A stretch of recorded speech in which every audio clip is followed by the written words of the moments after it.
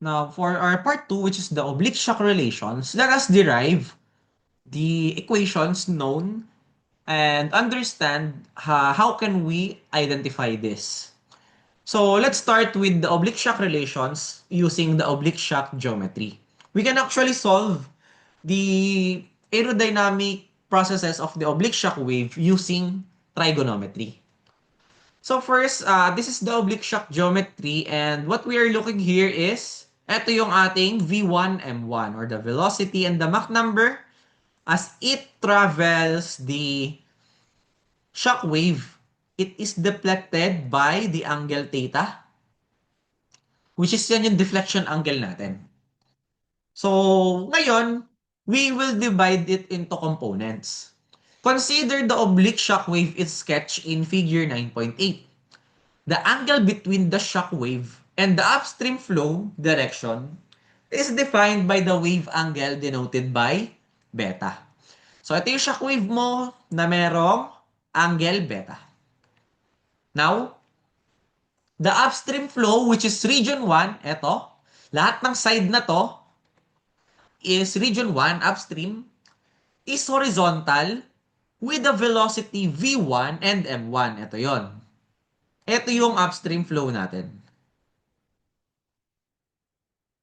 The downstream flow, which is region 2, is inclined upward through the deflection angle theta, given theta, and has velocity V2, M2. So ito yung V1, M1 kanina.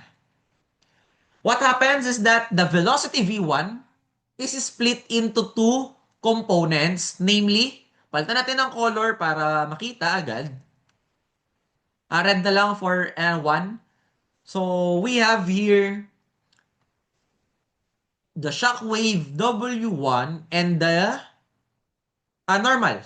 So with dito is meron tayong the normal and the tangential. So ito ko napapansin, sorry. This has letter T. Saan ang ano ko pen? Yan. So this is tangential such as the MT1, which is yun yung important. And this one is normal. So this is MN1.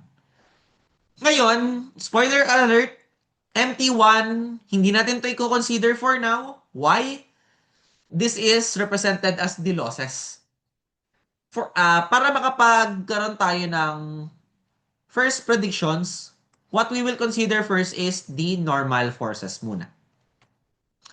Similarly, the downstream velocity, which is represented by here, is split also into tangential and tangential and normal components.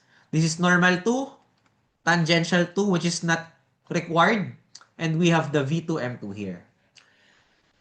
So, parang nagsosolve lang tayo ng statics problem or ng mga beams stresses. We first uh, derive it or distribute it into its X and Y components. Para saan? So, ngayon, bago tayo mag-proceed, sagutin mo natin yung question why it is divided into components. So, mas madali kasing i-compute if you have two dimensions, which is yung X and Y's, na kailangan nating i-solve separately. Kasi mayroon tayong known formulas para ma-predict yung magiging behavior if they were to be combined. So ngayon, dito sa drawing na to, it does not make sense at all pa. How can we make sense of it? So kung napapansin nyo itong sa portion 2, normal, tangential, resultant. If babalikan natin ang statics nyo, we have what we know as the Varignon's theorem, which states na itong mga forces na to, as long as they exist in the same point or plane, similar with the parallelogram theory, pwede natin itong ilipat. So itong Mn2 is pwede nating ilagay dito, and yung tangential ay pwede mong ilagay dito. So ang mangyayari, instead of yung triangle kanina, pwedeng ito yung gamitin natin. So kapag ilalagay natin yan, lipat tayo dito sa kabila, napupunta siya dito. And napupunta naman, dito pa rin yung original. So ngayon, i-define na natin through using colors, itong ating normal and tangential. So, yung point 1, gamit tayo ng pula, normal pala rather. And gamit tayo naman ng kulay blue para dito sa point 2. So, consider the control volume shown by the dash line, itong nasa taas. Sides A and D are parallel to the shockwave. Tama, ito ay parallel, yung A saka yung D. Now, segments B and C follow the upper streamline. B and C, upper streamline. And FE, lower streamline. So ngayon, ano yung significance nito? Kung itong side na to ay upper portion, itong side 1, at itong side 2 ay downstream, pwede nating i-tilt to the left yung drawing para maging ganito yung itsura niya. So, i-drawing ko kung ano yung magiging itsura. So, yung shockwave, ipapantay lang natin. Then, ang mangyayari, itong M1, which is normal 1 rather, M and 1, ay andyan. Tapos, sa kabilang side, since pantay sila, this is the M and 2. Parang familiar. Because yes, this is familiar. What we need right now is to identify only the normal component. Bakit kaya? For simplicity, para pwede nating i-apply yung concepts, formulas from the normal shockwave. Ihahabol na lang natin sa finals yung mga correction factors para maging mas accurate. But for this midterms, approximations pa lang to. So, kailangan is maintindihan paano siya nangyayari. So, oblique shock waves are governed by the following equations using either the Vn1 or the normal velocity or the normal Mach number.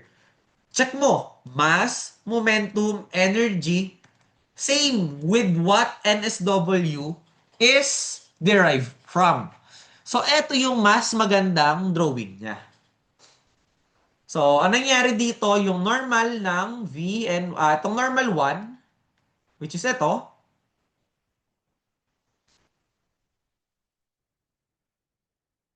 tapos eto yung normal 2.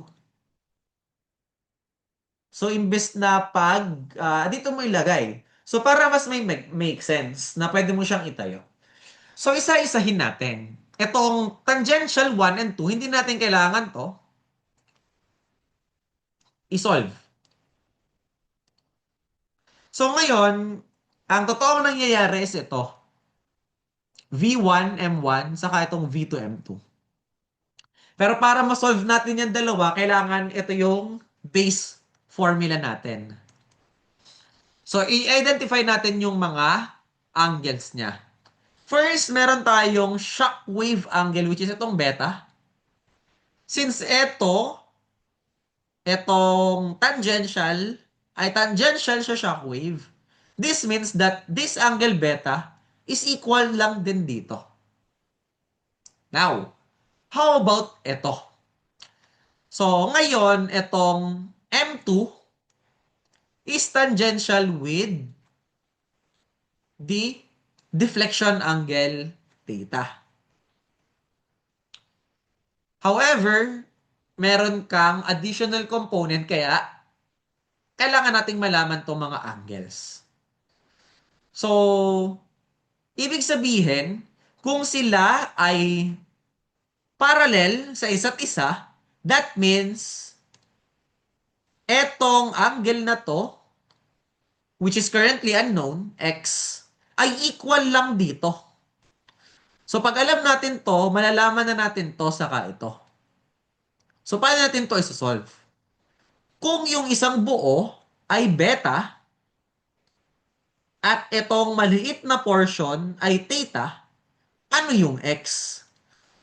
So we can write it as beta, which is yung pinakamalaki, minus theta is equal to x. So ito palang x na to, burahin na natin yan. This is equal to beta minus theta. Ngayon, meron pang isang catch. Etong side na to ay parallel or tangential dito sa shock wave. Eto at ito ay vertices. This means that they are equal. So itong angle na to ay equal sa beta minus theta. So ito, pwede nyo pang makuha yung angle na to, pero hindi na sila necessary, itong dalawang nasa loob.